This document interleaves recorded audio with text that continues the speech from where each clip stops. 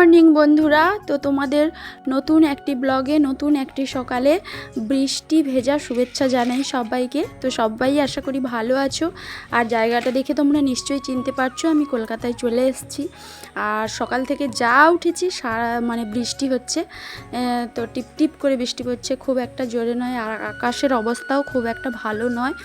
আর এখন তোমাদের দাদাভাই কাজে বেরোবে। তো বাবার বাড়িতে ছিলাম, আর তারপরে শ্বশুর বাড়িতেও গিয়েছিলাম, সেগুলো আর ব্লগে দেখানোর সময় হয়নি। তো ইচ্ছে ছিল বাবার বাড়িতে কিছু ব্লগ শেয়ার করার, সেটা আর হলো না। তো তোমাদের দাদাভাই যেহেতু আগে চলে এসছে, তো ওর একা একা এখানে খুবই সমস্যা হচ্ছিল, তাই আমি চলে এলাম হঠাৎ করে। না হলে কিছু দিন ছিলাম, থাকবো ভাবছিলাম, থাকবো ভাবছিলাম। তো যাই হোক, দেখো সকালে এখন তোমাদের দাদাভাইকে একটু শরবত করে দিচ্ছি। শরবত বলতে ছাতুর শরবত। তো আমিও খাবো, ওকেও দেবো। তো একটু লেবু আর লবণ দিয়ে ছাতুর শরবতটা করে নিই। তো তোমরা কেমন ছাতুর শরবত বানাও, কেউ যদি দেখে থাকো তো কমেন্ট করে জানাবে। আর এখন দেখো একটু রুটি করে নিয়েছি সকাল সকাল। আর এখন সকালে আমি ভাত করে দিচ্ছি না, তবে কবে থেকে করে দেওয়া যায় দেখি। তো আজকে প্রথম দিন এসছি, বললাম যে একটু জলখাবার খেয়ে যা, রুটি আর আলু ভাজা। তো ওটাই করে দিচ্ছি, সঙ্গে একটু আমন্ড বাদাম আছে। তো তোমাদের দাদাভাই চলে গেল ডিউটিতে। তারপরে দেখো আমার অবস্থা, ঝাড়ু নিয়ে একদম নেমে পড়েছি। কয়েকদিন রুমে ছিলাম না, রুমটার এত খারাপ অবস্থা হয়েছে।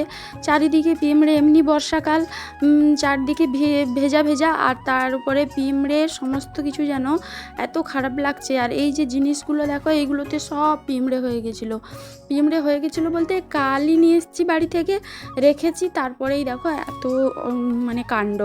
তো আমি কোনো রকম পিঁমড়ে ছাড়িয়ে কৌটো খুঁজে খুঁজে রেখেছি, কিন্তু এই বড়িটা কোনো কৌটো নেই রাখার মতো। আর এখানে তো কৌটোর সংখ্যা খুবই কম। আর এই দুধ প্যাকেটটা ভয়ে খুলিনি, যদি পিঁমড়ে ধরে যায়। তো দেখি এই সামনের দোকানে যাব, একটা কৌটো পাই কিনা। তো পেলে ওইটা খুলে তাতে রাখবো আর খাওয়া শুরু করব।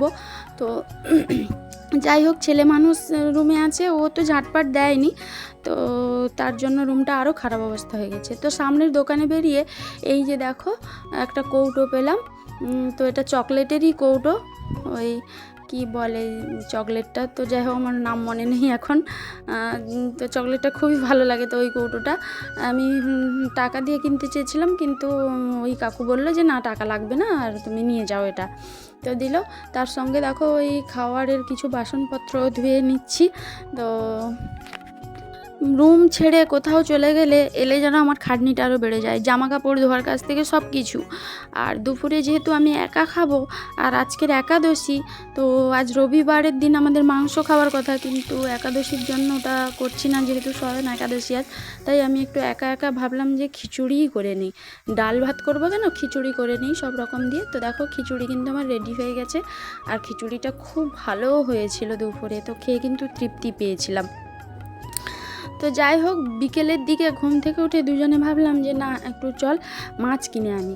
তো মাছের দোকানে এলেই, আগেও তো তোমাদের দেখিয়েছি, এত মাছের সম্ভার, যা আমার খাওয়ার থেকে দেখতে বেশি ভালো লাগে। আর এই কারণে আমি ভিডিও করে নিই। তো প্রচুর ধরনের মাছ আছে, প্রচুর। সব থেকে এখানে টাটকা আছে ইলিশ মাছগুলো, আর বড় বড়। তো আমরা আশা করে এসেছিলাম যে ছোট যদি ইলিশ মাছ পাই তো নেব, কিন্তু সেটা আমাদের হয়নি। তো অবশেষে আমরা ট্যাংরা মাছ নিয়েছিলাম দোকান থেকে। আর এত বড় ইলিশ মাছ নিলে আমরা কোথায় রাখবো বলো, আমাদের কি ফ্রিজ নেই, আর একদিনে তো এত বড় মাছ খাওয়া সম্ভব নয়। তো আমরা কিছু ট্যাংরা মাছ ছোটো ছোটো কিনে নিয়েছিলাম, আর কত ধরনের মাছ। তো যাই হোক, এই বাজারটাতে এলে অনেক ধরনের মাছ পাওয়া যায়।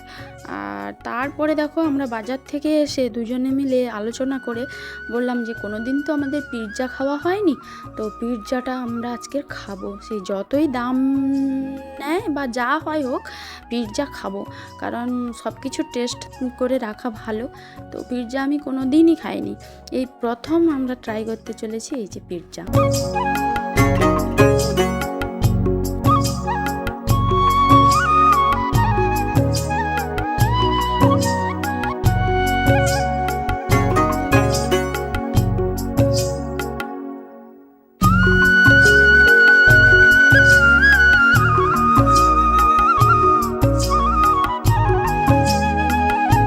পিৎজা পিৎজার প্যাকিংটা খুলে দেওয়ার সঙ্গে সঙ্গে যা সুন্দর একটা গন্ধ বের হলো, তাতেই যেন আমার মানে খিদেটা আরও বেশি বেড়ে গেল।